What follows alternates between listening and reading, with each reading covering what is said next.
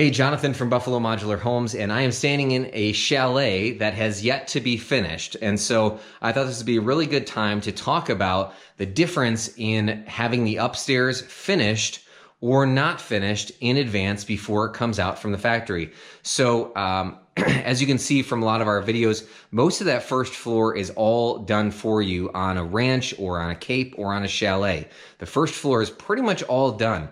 The only parts that are not are the sections along which the marriage line sits. That's what we call where the sections come together of the house. There's multiple different sections, 2, 3, 4, whatever it might be for your building project. Where those sections come together, you can't finish in advance. And with a modular home, the roof line is usually tipped up on site. And so when you're dealing with a cape or a chalet and you have a nice big high roof pitch, 912, 1212, whatever it might be, you have additional space that you could finish out if you choose to. So let's take a look at this house specifically. This one was 2 modules, and the upstairs is actually going to be finished as well. So let's take a look at this particular project and see what you guys think for how you might want to do things for your build. Again, this is a chalet.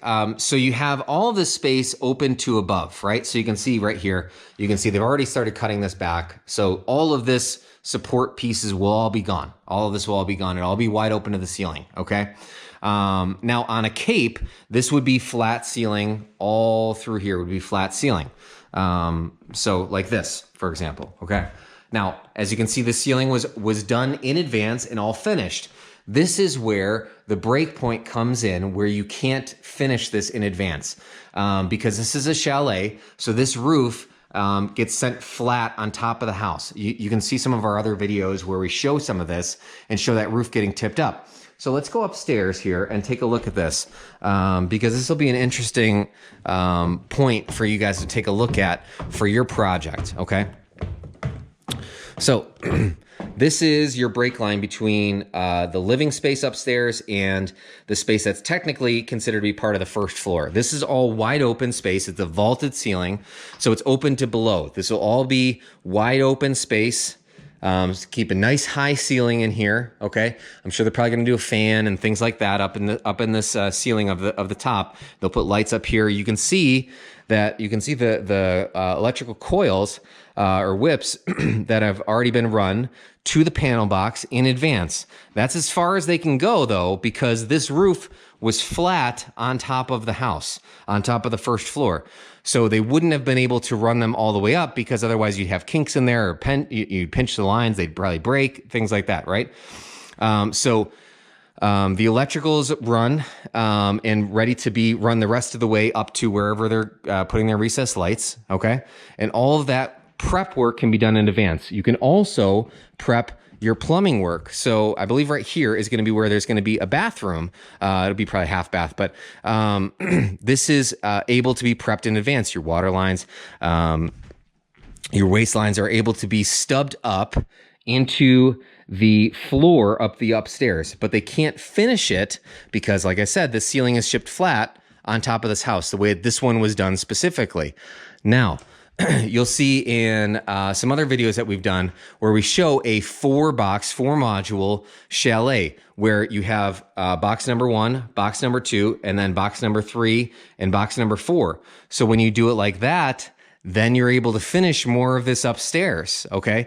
So that you still have this break line. It's basically right here, which is where the marriage line would be between the 2 sections, okay? So just like on the first floor, this right here would be kind of the break line between the 2.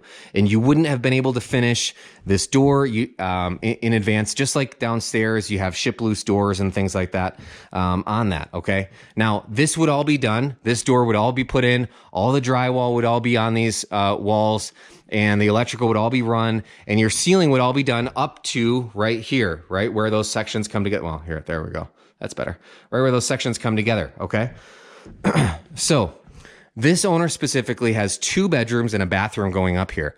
And depending on who you're having come in to do work, it may or may not be worth it to have that done in advance. Now, it's got to be a special circumstance to have this finished in advance. The longest you can go is about 56 feet with the upstairs finished in advance, because not all factories do that. Okay, most factories that will build the modules for you would only go as far as building the first floor finished, tipping up and allowing for you to tip up the roof, and then they would give you the additional materials for the upstairs if you choose to do that.